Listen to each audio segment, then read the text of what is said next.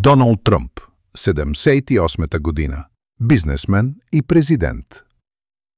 Безкрайни срещи, стрес, малко сън, енергията му намалява, интимният живот страда, Мелания се притеснява.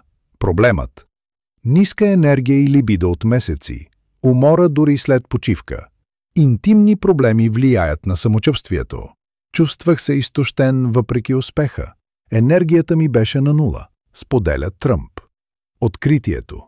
Личният му лекар открива дефицит на цинк и витамин Д, ключови за мъжкото здраве. Научава, че цинкът повишава тестостерона, а витамин Д подкрепя либидото и енергията. Методът.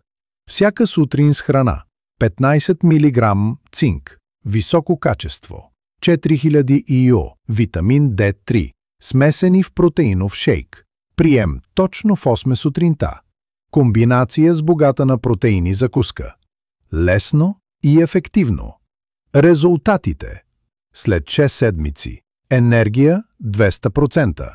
Работи до 16 часа. Либидо 150%.